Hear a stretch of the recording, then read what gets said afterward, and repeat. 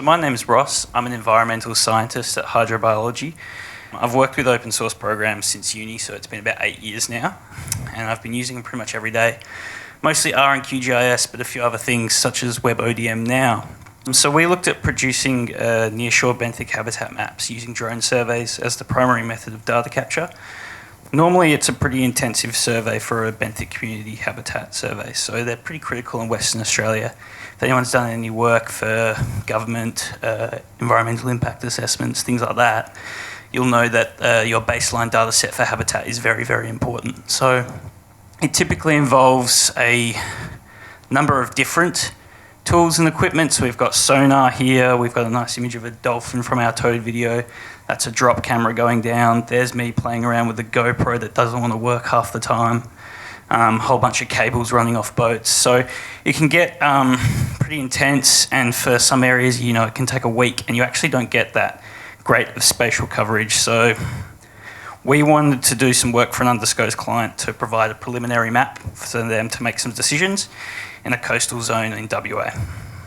So we decided to use a drone survey, and we used WebODM to create our Orthomosaics. So here's an Orthomosaic here. WebODM didn't go to plan. It was usable, but in areas where we had a lot of sand, the stitching didn't work very well. So we switched over to drone deploy because luckily we had it at the time. That's not a knock on WebODM. It's probably 100% my fault that it didn't work.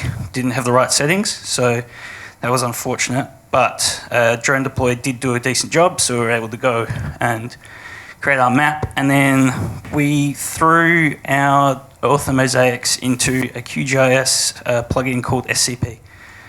So the preliminary analysis we just did to test it out. So we pretty much drew our areas of interest. So here is some macrophytes here, some sand up there. And basically we told the plugin what was going on, so training areas. And then pretty much after we told it enough of the training areas, it spat out some data for us. So in the yellow, you can see the areas of sand. In the green, you can start to see vegetation. So in the water, macrophytes, so seagrass, algae.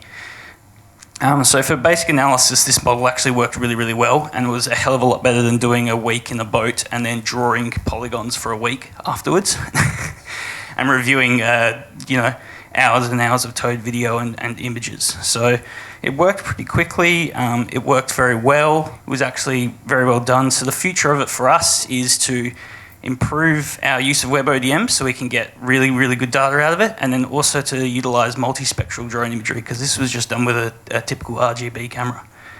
So bring in multispec and get some really, really good data out of it. I just want to thank the developers of QGIS, WebODM and SCP, and then also everyone that's been part of the FOSS4G community that's pulled this together today. It's been really good. Thank you very much.